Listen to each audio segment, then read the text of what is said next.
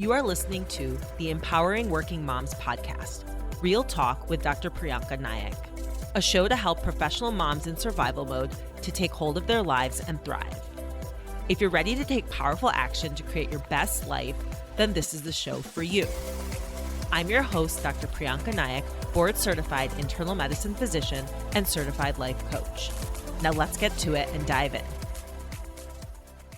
You are listening to the Empowering Working Moms podcast, Real Talk with Dr. Prianca Naik, episode number 3.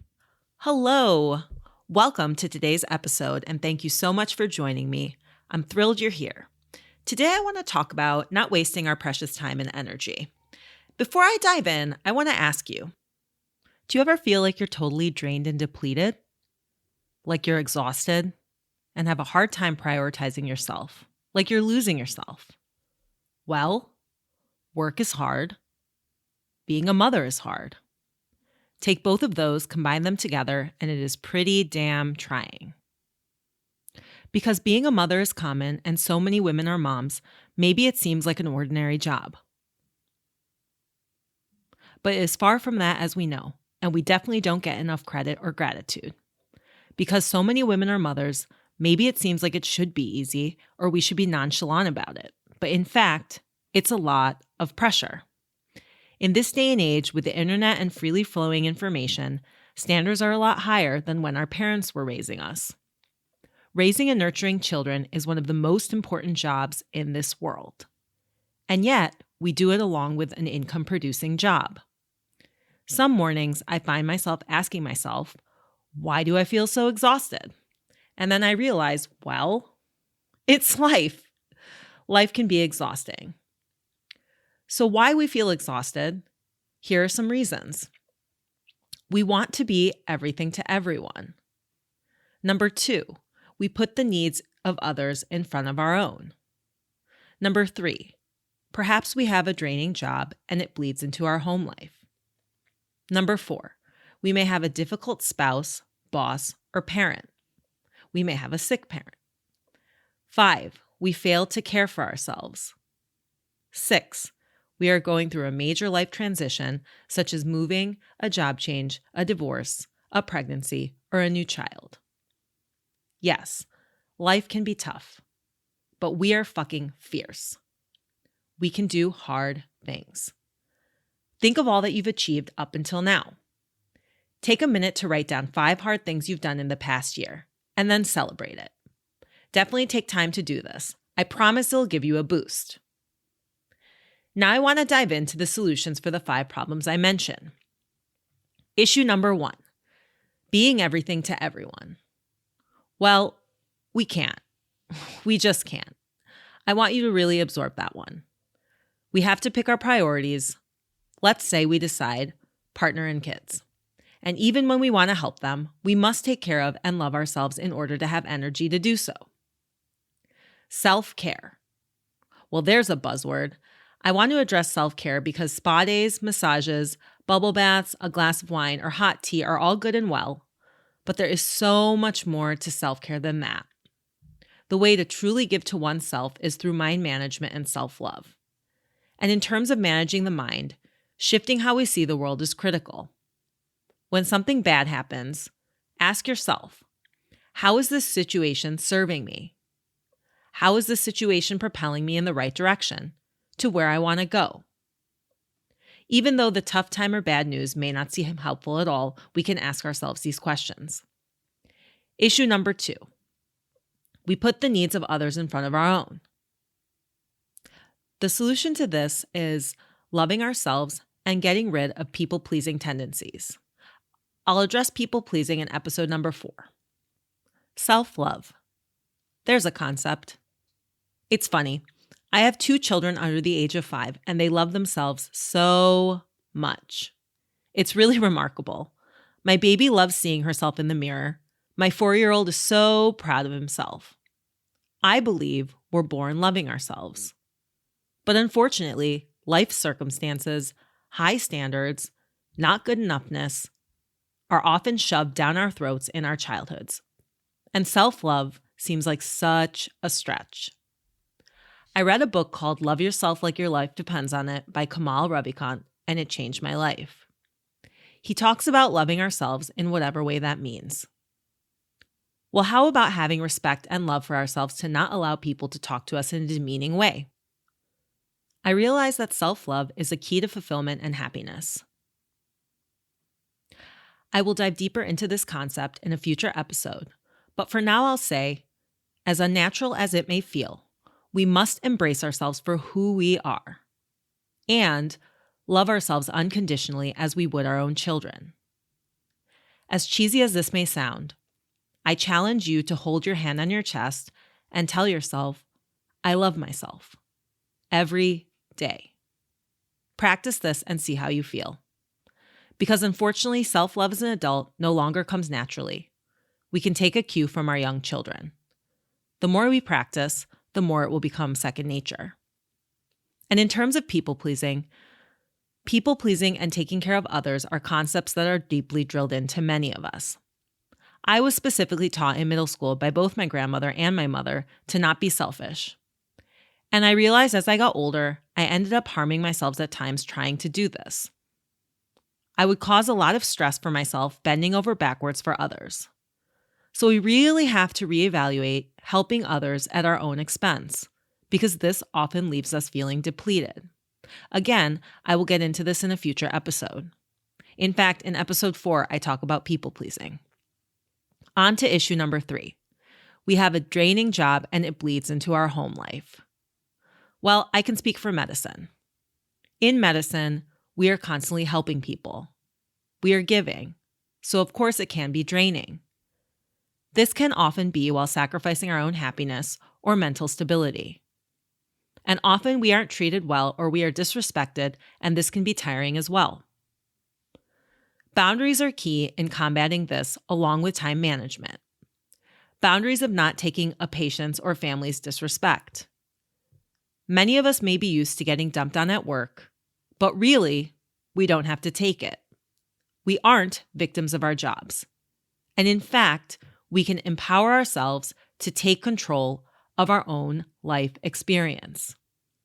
An example of this: I had a very rude daughter of a patient at a nursing home snapping at me. I could feel myself getting triggered as she raised her voice. Clearly, she was frustrated with the situation, and I understood that. Elderly folks who were once independent get hit with health problems, and then it's such a tough thing to deal with and go through, no doubt. A person who was once independently driving, now bedbound, barely able to walk. But this situation is not an excuse to treat me badly, because the situation isn't my fault. Or even if it were my fault, is that okay to treat me badly? I stopped this lady in her tracks and told her, I am a human being and I am trying to help you. I'm trying to work with you and I deserve respect. She looked at me and kept quiet. Her whole body language and tone changed after that. Baby steps. We aren't victims. We can maintain professionalism and create boundaries simultaneously. In terms of not letting our work bleed into our home lives, Dr. Moms, this one's for you. We can create systems to finish our notes before we go home so that we can be present with our children instead of typing away at the computer to finish our work. Issue number 4. We have a difficult spouse or boss or parent. Difficult people often make us feel unlucky. Why do I have to deal with this? This is so unfair. Why am I stuck with this person? Well, the good news and the bad news is we can't control them. In fact, we cannot control anything outside of ourselves. But the good news, we can control what is so empowering is that we can control ourselves. We can decide. We can decide not to absorb other people's stories. We can decide not to try to convince them regarding anything about us. We can decide to focus on ourselves and our peace and happiness. Young Pueblo says, maturity is being able to maintain your energy the way you want it to be when someone close to you is trying to drag you into their storm. You hear them, you see them, you offer support, but at the same time, you let their attention be theirs and you let your peace be yours. And if we find a place to be toxic or a career choice to be toxic, we can always change it. I promise. No matter how impossible it seems. We can do the impossible. And don't ever forget that. Issue number 5. We fail to love and care for ourselves. We must do this. How can you love yourself every day? How can you honor the concept of self-love? How can you care for yourself? How can you care for yourself when you don't have time? If you think you don't have time, I challenge you to take 5 minutes in the morning to take time for yourself. This can be in any way that you decide works for you. It can be as simple as savoring your morning cup of coffee, looking out the window, going outside for some fresh air, taking a quick walk, calling a friend, or stretching. Issue number 6. We are going through a major life transition like moving, a job change, divorce, or a new child. Now, these circumstances are tough ones. But we must always remember that when tough times come, this too shall pass. And realize that we got this. Always. Just like we always have. Just like we always will. And sometimes we need to take it an hour at a time when things get particularly rough. And remember that this time is temporary, the tough time that is. We must hone in on filling our cup. Well, some methods to do that include the following: practicing good sleep hygiene, disconnecting from our devices, connecting to other people, sitting with ourselves alone, or anything that rejuvenates you to help you navigate your way through this big change. Next, I'm going to dive into when you're feeling overwhelmed, what can you do to make sure that the overwhelm doesn't overtake you? There are 2 major ways to lighten our mental load. One is to unload it to someone else. The second way is to put energy into ourselves or self-energize. I will discuss 10 practical tips you can implement that employ these 2 principles. This pandemic has been a cluster for many of us. It has added to our decision fatigue and mental exhaustion. So many of us have children who are not old enough to get vaccinated, right? So it makes it tough figuring out where we want to take them within our comfort levels and risk-benefit levels to make decisions on what to do with them, or even what to do with ourselves and how that will affect them. So one way to unload our mental load is to take advantage of the fact that we get to decide. We get to decide how we are going to spend our brain space and energy. Here's an example of this in my life. In the beginning of January, a much-needed girls' trip was planned Thursday through Sunday to Turks and Caicos. Well, we canceled this trip because at the time, if you had a negative COVID test, you couldn't come back into the country for 10 days. And I can't be away from my children for that long. So we changed it to Florida.